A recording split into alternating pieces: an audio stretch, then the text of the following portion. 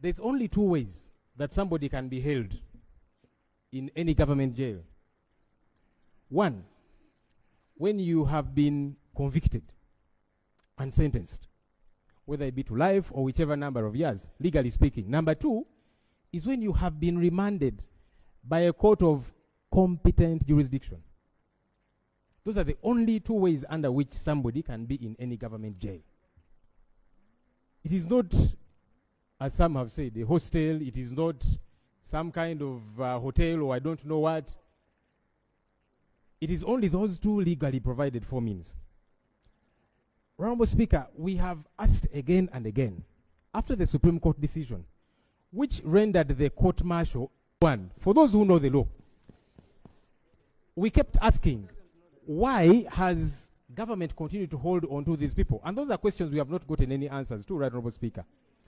Honorable Speaker, the excuse by the Honorable Chairman Mao does not hold any water at all. For you to say that the lawyers of Dr. Kizza Besigye have delayed to extract a decree, the Attorney General, whom you supervise, Chairman Mao, was the party to this matter.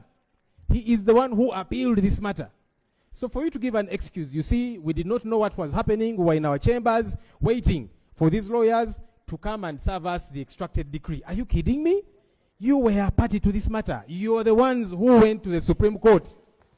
The Court of Appeal had determined this matter. But your chambers, sir, decided to appeal this matter. How do you then feign ignorance at this point? Honorable Speaker, I am glad you have mentioned, as all of us have, this is a non-partisan matter. At least it should be. I've given several examples, and I'm sorry, my colleague, I keep referring to you. I don't know if he's here. Honorable Paul Akamba, who is an NRM member. That man was granted bail by a court of competent jurisdiction, and he was kidnapped, abducted by gun-wielding goons within court precincts. He's not an opposition member, he's an NRM member, but it happened to him. That's what happens when you don't deal with injustices. And by the way, Honorable Speaker, these abductions continue to happen. Yesterday, a leader within my party, our head of mobilization, one Fred Nyanzi Sentamu, was abducted in similar manner. And we're saying these things should stop because they are within the control of the state. Honorable Speaker, here is the ultimate remedy. One, I'm glad that as Parliament we are putting our foot down. This Parliament here is where we are going to fight our battles. I know we can use all other spaces we have out there, radios, TVs, and so on. But as members of Parliament, this is our #1 fighting space. And we shall use it to fight for our people. Honorable Speaker, now that we have talked about the health, the ailing health, the very frail situation in which Dr. Kizza Besigye is, I went to see him in jail yesterday. He could not get out of bed to come and see us. But we saw the other political prisoners, the Bobby Youngs and others, who are suffering in similar manner. Can the state give us a timeline on when they are going to release these people? That is the ultimate remedy. Honorable. Because the excuse there has been of, you see, we are waiting for the DPP to take over these cases. One, you're not supposed to direct the DPP. If the DPP is interested in any matter, these people should have been released and then they can be summoned. Because the DPP, Honorable Speaker, the DPP does not sanction court files. The DPP sanctions police files.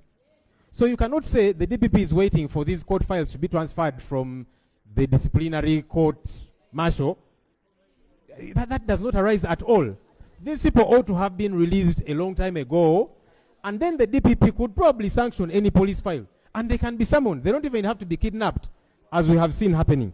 So, right, Honorable Speaker, the solution to this quandary, this predicament that we are grappling with, is to release Dr. Kizza Besigye and all of these other NUP political prisoners that are being held illegally. I am hoping that government will see sense in that.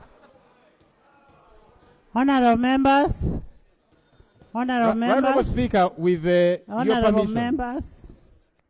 Honorable members, this is a very serious matter.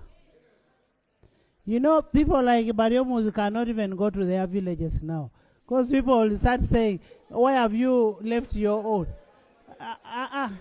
Honorable members,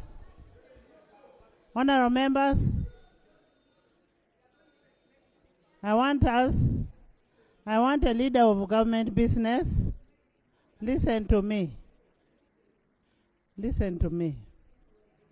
I want us to have a session, a leader of government business, a government chief whip, Honorable Kizza Besigye, Honorable Mao, Honorable Muhoonzi, the Attorney General, and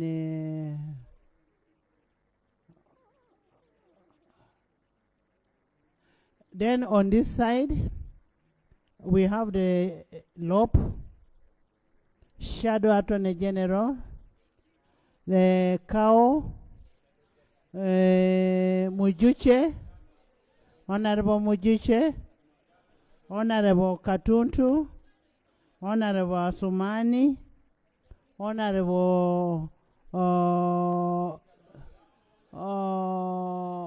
Sibambi. Listen, Honorable, you're not going to choose for me. These are issues of legal and issues of life. We must make decisions there and come and report. And then Honorable Nandala. Eh? You don't want Nandala? Okay. We can have internal affairs. Internal affairs. Honorable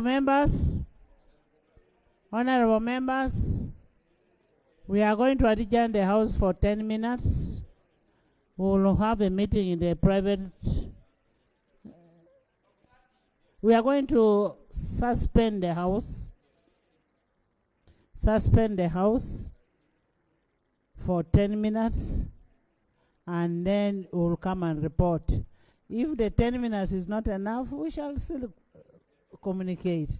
No worry for time. Time is on our... Rule 8 gives the speaker all the powers.